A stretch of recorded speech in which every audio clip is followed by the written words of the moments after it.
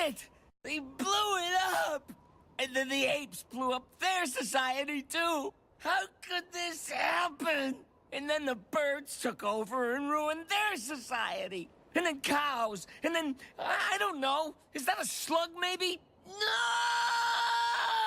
We can't go back in time, but we can keep going forward until people invent the backwards time machine. And then we can go home. Hit it!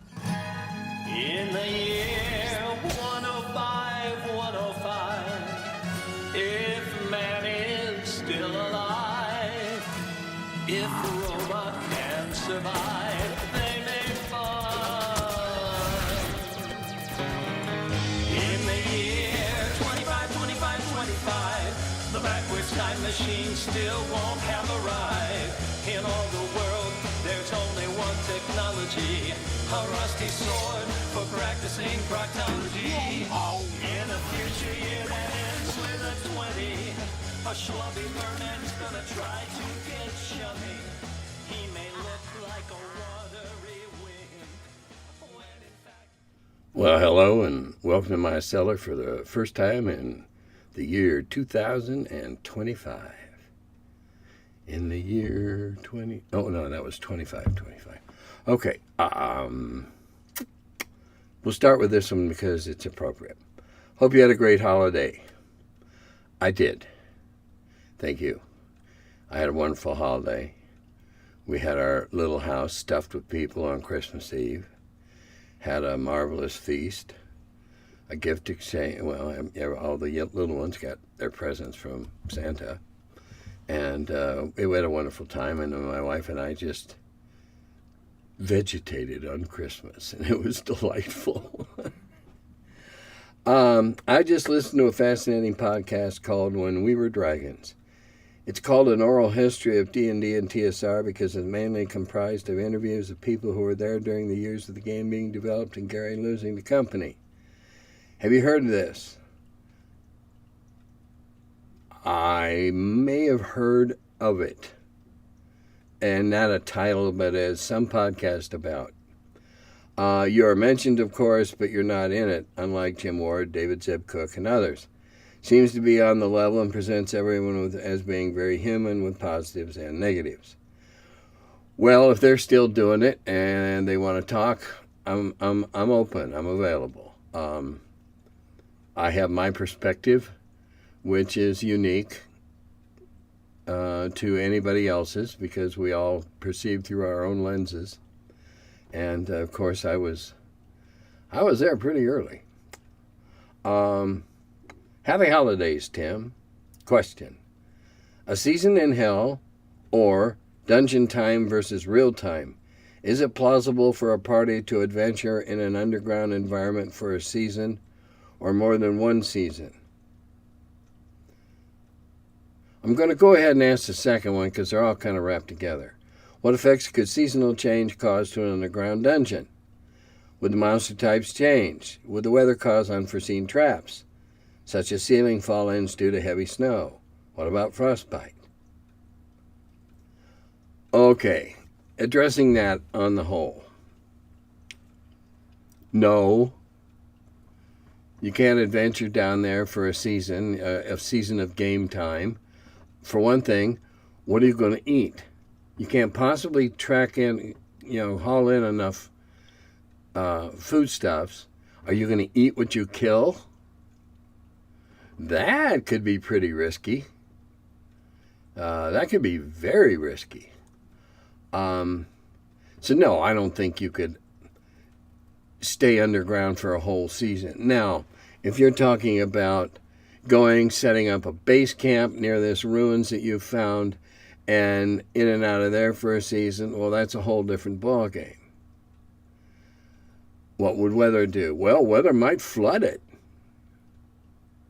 I might not want to be in it if all of a sudden I'm in one of the lower parts and it's a torrential downpour outside. That could become pretty hairy and not produce a not desirable outcome as a possibility. So no. Now, if you want to have cave-ins in the dungeon or whatever, all right, that's up to you. Now, I'm answering this assuming that as a dungeon, you're talking about underground areas that have been excavated for various and nefarious purposes and probably connect to each other. Underground. Underground is not going to have very much change because of the weather. Thermally, it's going to remain pretty constant, much like a cellar does, an unheated cellar, not my cellar. So, yeah, look, it's D&D. Anything's possible. But if you're going to completely jump the rails and go into implausible, because you have to have, you can never get rid of the verisimilitude of the game. You have to have a base in reality, or else play science fiction, play post-apocalyptic, and that's fine too. I'm not denigrating either of those. I just don't believe that in fantasy you can just willy-nilly, but you need to have some basis, some reference to reality. Some reference, no matter how tenuous.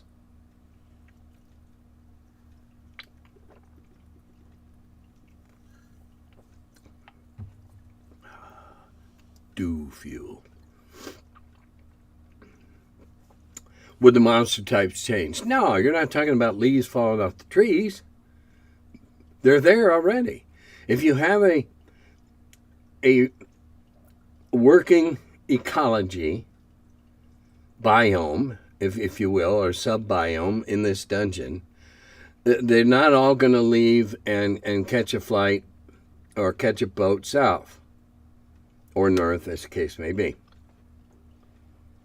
So that's not going to change. Again, you're looking at that thermal sameness. You know, it's all about, that's what geothermal heating is all about. Anybody that has a basement or cellar knows how that works. When it's been really cold and it warms up, the basement gets colder than hell because it's driving the cold out of the walls and reestablishing an equilibrium. And the same in reverse works the other way. So I don't see no. Okay, now this is a long one, but it's dear to my heart because of the topic. Age of Wonders. I can tell you where I was at the turn of the millennium, playing Age of Wonders on the family PC in the kitchen, showing my uncle how the game played. All he could say was, "You shouldn't be on that. The whole grid is going to go down." Yeah, remember the grids?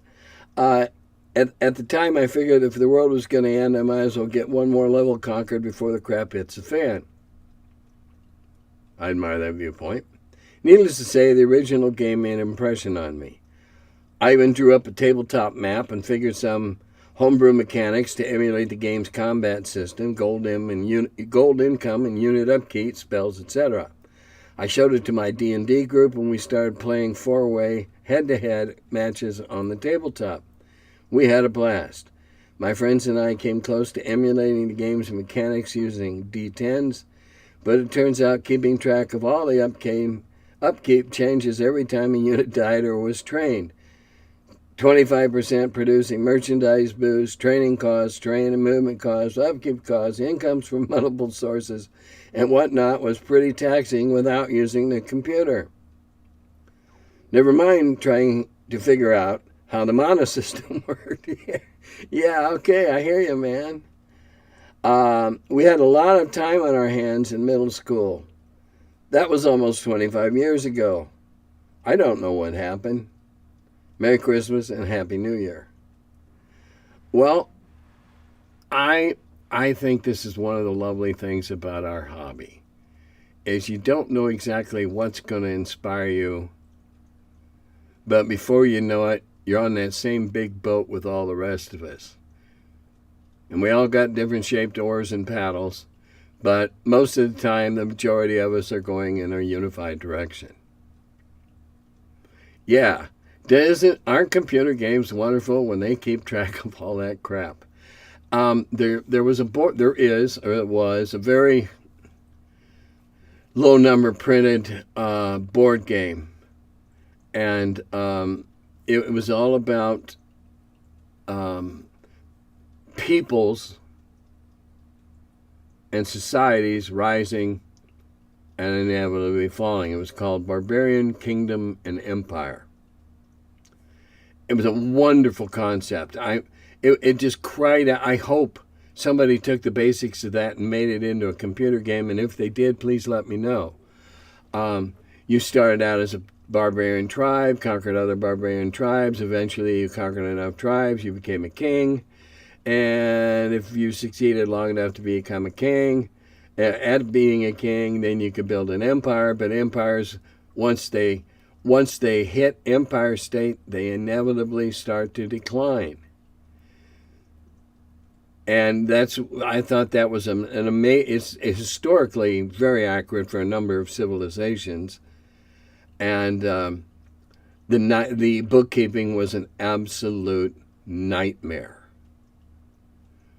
We'd be playing 4 or 5 of us, 6 of us, and we'd all make our move. All of us would do our moves in 10 or 15 minutes total. And then we'd spend the next 20 to 30 minutes counting up and seeing how many territories we controlled, what were our resources, yada yada yada yada. It was awful.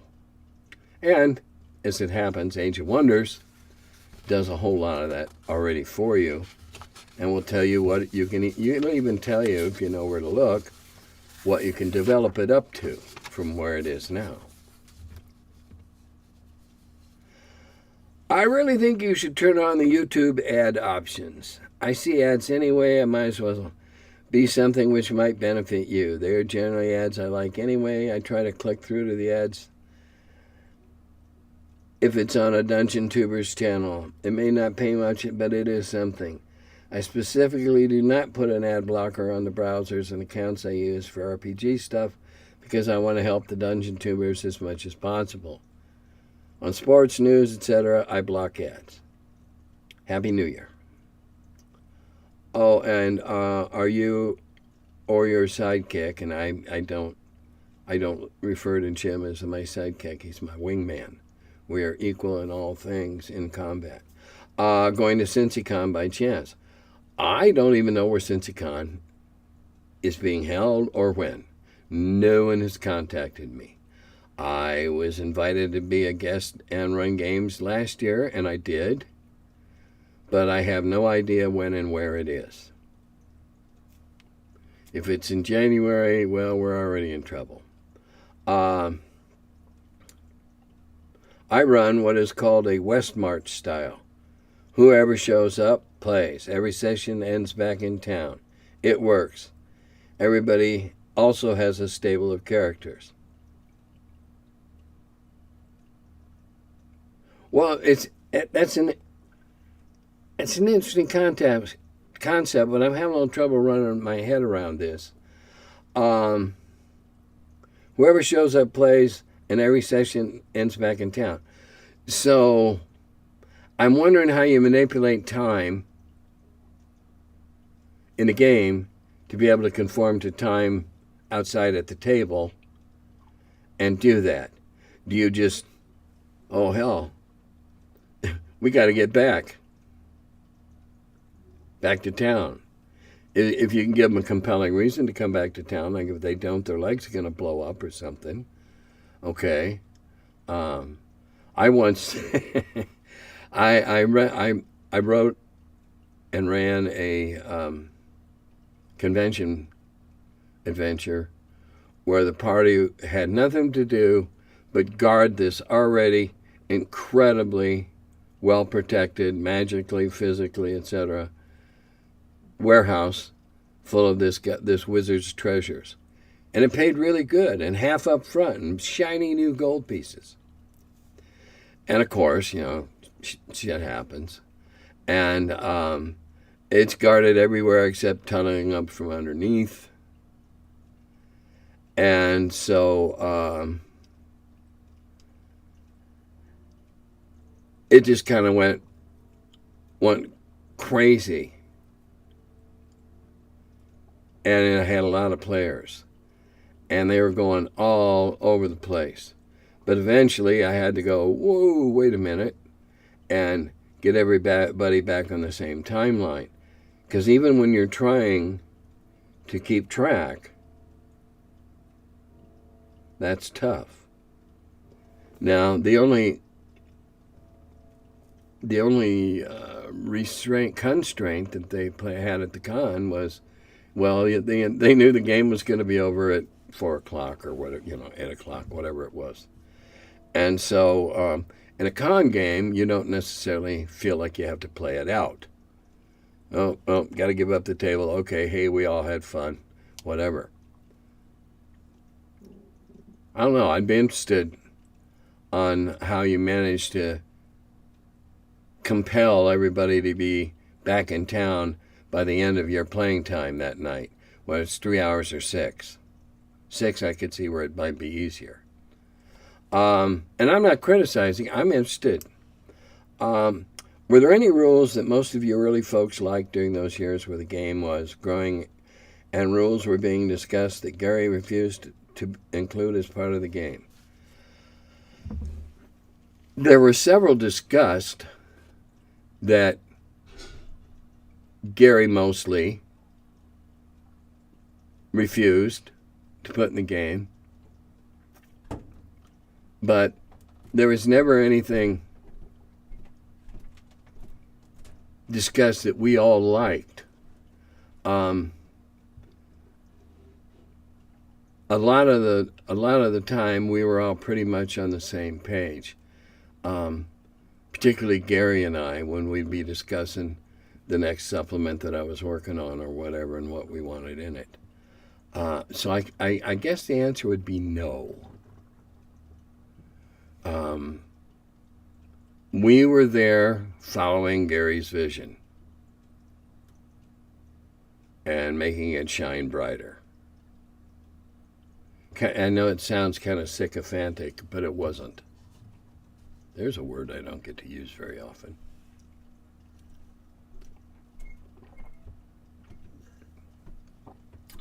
Might have been that we were hired because we thought alike. I don't know. I know that Gary and I became friends because we thought alike and read the same books and everything. The only thing, the big one that comes out is that the biggest fight we had, and it lasted several months, was the concept of spell points. And we all hated it, loathed it, because it just perverted the whole thing about memorizing spells and the Jack Vance Dying Earth aspect of the game. Because it was all still pretty raw then. Have you, my friend, I'm sure you've answered this question a couple of times over the last 340 episodes, but I'll ask you anyway. What's been your favorite adventure you've run in your years of being a dungeon master? Published or not? Which one was it and why?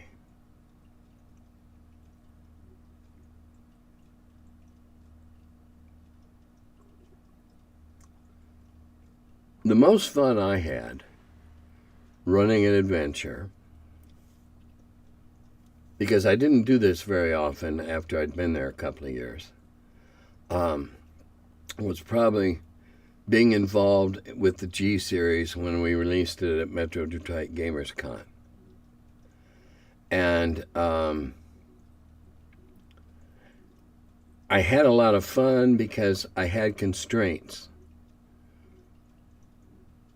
I had to follow this because every group was being graded, if you will, assessed by how well they dealt with this. Not something that came spewing out of my ears in the middle of the game, but this. And I found that quite liberating. I didn't have to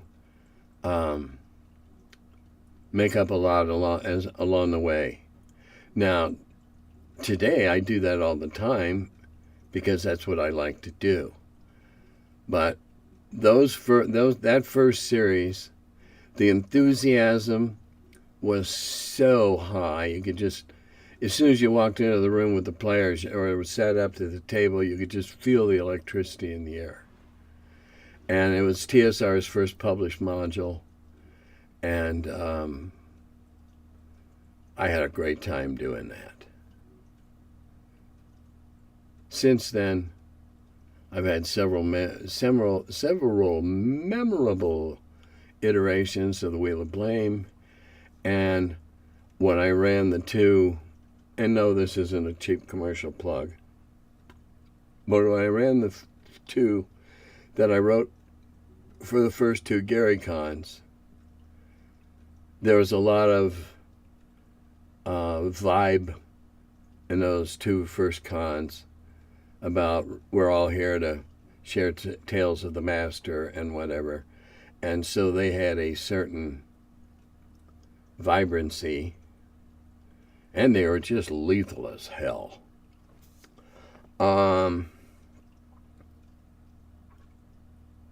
Okay, maybe you skipped it on purpose, but I'll ask again. How do I feel about and deal with material components for casting spells? I'm not a fan of the concept, in part because of the additional bookkeeping involved.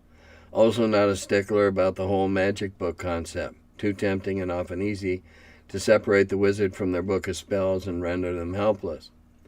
One concept that I've used is to allow our higher level spells to be cast as rituals, requiring difficult to obtain materials and generally taking several minutes to cast. But I'd love to hear your take on the subject, and what other viewers might think as well. Well, I like to abstract it. In the main, I abstract it. You're going to spend so much a month, whatever, on material components. I don't care to get into which ones. Blood of Archons, Water of Consolation. I don't. But you are, the more you adventure, the more you're going through them, the more you're going to have to pay in upkeep to keep your components. Am I going to ask to see what's in your pouch? No. Now, on the other side of that coin, it can be a lot of fun to find a clue somewhere in an adventure about so-and-so's sigil of silence or whatever, and you have the recipe, so to speak, but there's something in there that's really, really, really hard to find, and so therefore you've got to go and adventure quest to get it. I also run a sliding rough scale. I would run a sliding rough scale. If you're throwing a lot of lower level spells, those ingredients aren't going to cost much. If you do, however, throw a bunch of higher level spells, the higher the level spells, the more the ingredients are going to cost. But again, I'm not going to go into something that can only be found in the Teutoburg forest on the night of the full moon and cut with a sickled copper knife. I just don't care about it. It's not why I'm there. If you are, hey, fine. I don't care. It is a level and depth of minutia that I don't personally care for, but it can be worked into your campaign as part of it, if that's what you want to do. Personally, I kind of gloss over it. I just make it more and more expensive to re-up. And I also would say that no, out here in the middle of the boondocks, you're not likely to find an herbalist or an apothecary. So it's going to force movement. It's going to force trekking. And all the things that can then happen. Wow. All right, let's see what the next page has. How many pages are there?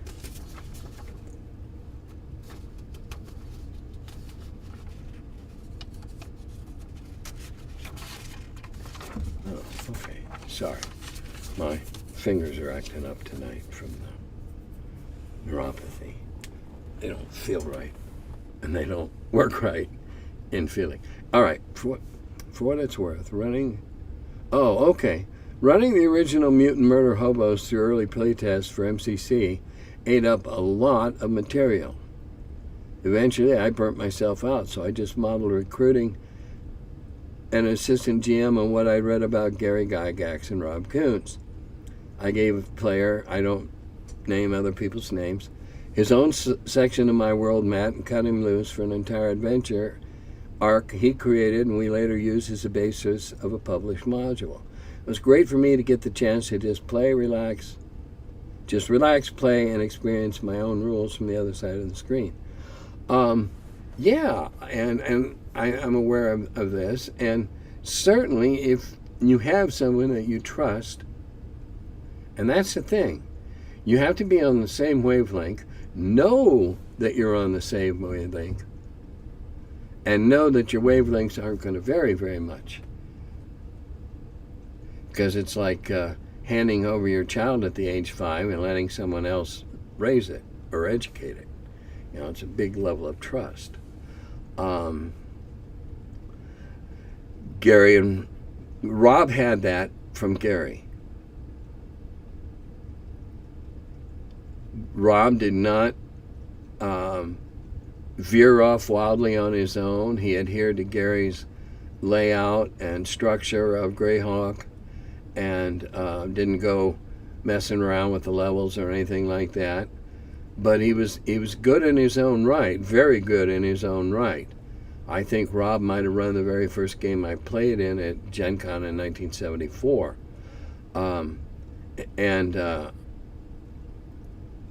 There's a level of trust there. You just know that the other guy's not going to do something that's going to come back and bite you both later. The next one follows on that. I've always liked having an assistant, but they've never lasted long for me. Almost all of them have been players that died, took over helping me for the rest of a session, did that for a few weeks or a few months before jumping back into playing, and usually becoming regular GMs running their own games, rather than just carrying out my vision. Yeah, and there again, good creative DMs are going to do that. There are people that have the ability to be a good creative DM are going to do that. They're going to have their own vision. And they should. You don't want them just to be a mimic of you. And that's, what can I say? That happens. It's the lure of being behind the screen instead of in front of it.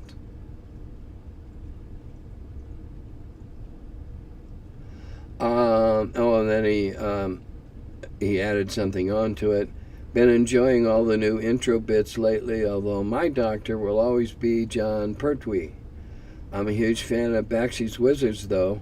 One of my most used costumes is Necron 99. Okay, now we had some replies. Do you think it was partly the quality of your players that required more world building than you alone were able to commit to? And I can't answer for the original commenter. And good players are demanding. You got to bring your A game every time you come and face your A players. They'll know when you're slacking, and you won't have as much fun. You'll know. Because once you get that bandwidth established, that's where you go to have fun every time you get together. And then the response to that was, I don't believe that there are players who require more world building than I'm willing to commit. I began working on my primary campaign world about 6 months before I even knew D&D existed. And that was more than 45 years ago. I've never stopped working on that world, but I put similar time and effort into a half dozen other worlds. To be honest, I'm still mainly in The Hobbit because I enjoy world building as an exercise in simulation. Role-playing games are, to me, just an interesting use for the worlds I build. Well, then why don't you publish them? I'll bet you can find a publisher or do it yourself, put it up on Drive-Thru RPG once you learn how to format that fits pay as you go or print on demand. There's lots and lots of us players that love looking at other books, not with the intent to lift stuff or borrow it, but to spur our own brains into thinking along similar lines and then do something similar or better or improved, at least in our minds. I believe that. Gary was involved with a whole bunch of little books about building worlds. And you ought to look for some of those. I don't remember if they were trolls. They might have been. Do I have one up here? I might have. Pardon the back of my head.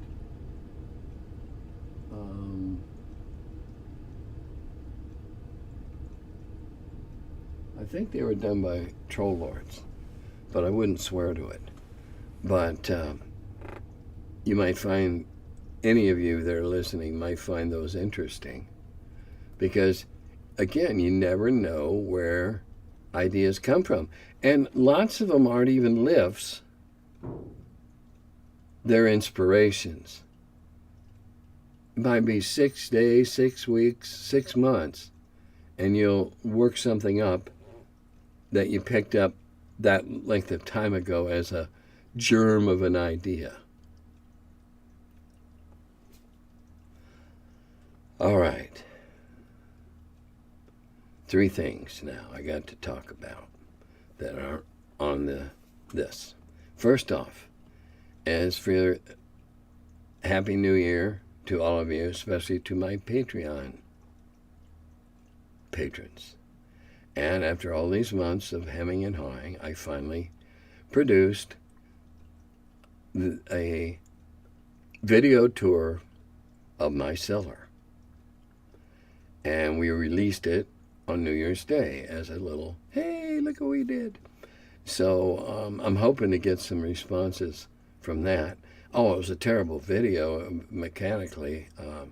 My finger shows a couple of times. I pan so fast you'll puke. But we did look at all the parts of my cellar. And I had fun doing it, I guess. I didn't think I would, but I did. Getting together the framework to support a game group at the library. I have the library behind me. I have the library talking to the high school to let the high school know that, yes, they're part of this. And the vacation break is just coming in, going back to school next week. So we'll be putting some flyers up. We have a combined building with our middle and our high school grades in it. So we can hit both levels. I've decided that I'm going to run it 12 and up because I don't want to have to deal with discipline or distraction. And I don't think a 12-year-old role player is likely to be prone to that. A 10-year-old or 11-year-old, no matter whether or not they play at home, may have habits that that work at home but not out in public. I don't know. It's a place to start. And I will keep you apprised as it comes along. The only problem is we've got to start it rather late in the afternoon. And we can only realistically do about a 3-hour session. So we'll see how it goes.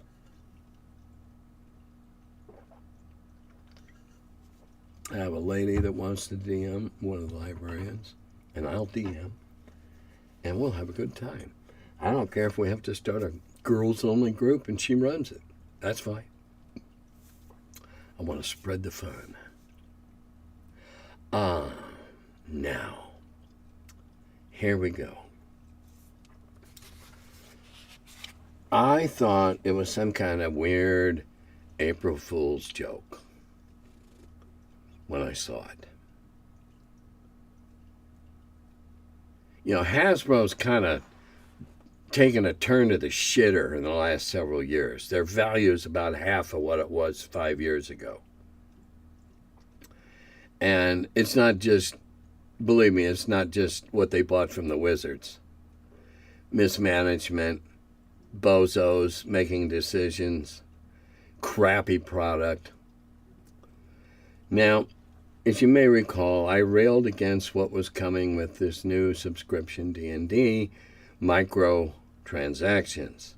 Oh, it's only 25 cents to get this, and oh, it's only 30 cents to get that. And pretty soon you're $10 into the game without even realizing it because it was only 30 or 50 cents at a time. Well, that didn't satisfy the greed pigs. Apparently, Hasbro is going to get into gambling.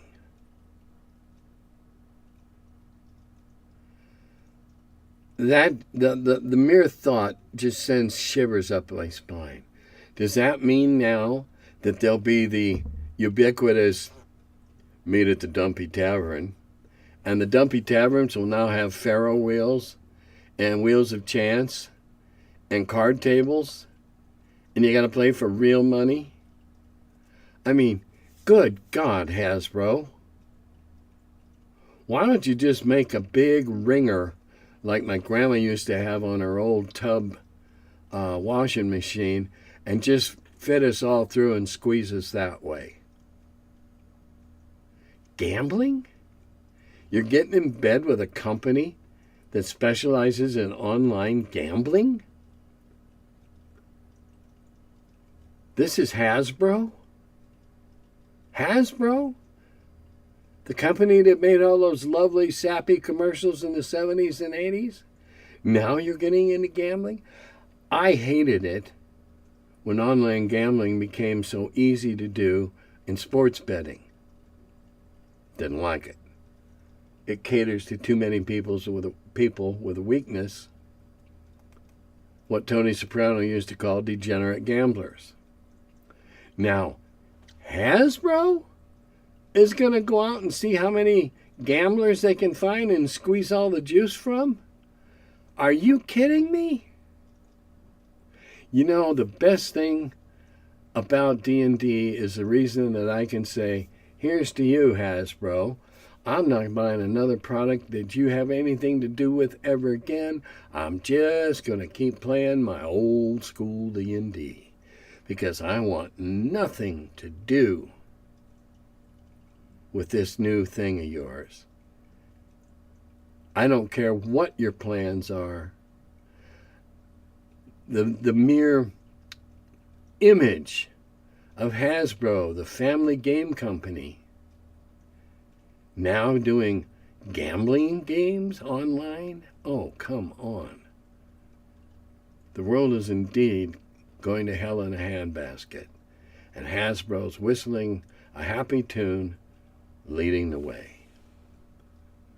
And on that weird image, I will leave you.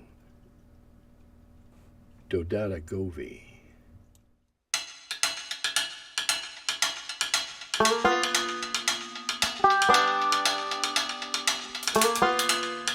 Hello, and welcome to my cellar.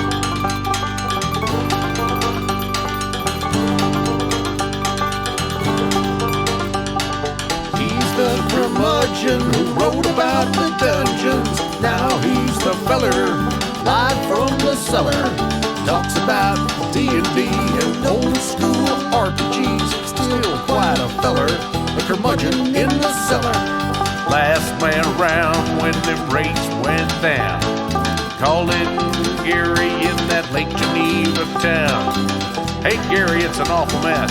Let me edit, we'll have success. D&D and Dragon Magazine. He's the curmudgeon who wrote about the dungeons. Now he's the feller, live from the cellar. Talks about D&D and old school RPGs, but he's still quite the feller, the curmudgeon in the cellar.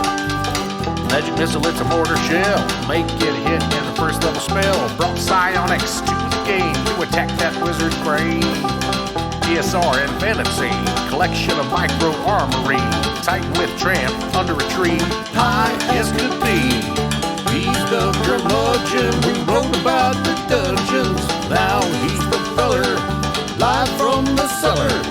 Talks about D&D and old school RPGs, but he's still quite the feller, the curmudgeon in the cellar. Still quite the feller, the curmudgeon in the cellar. Curmudgeon.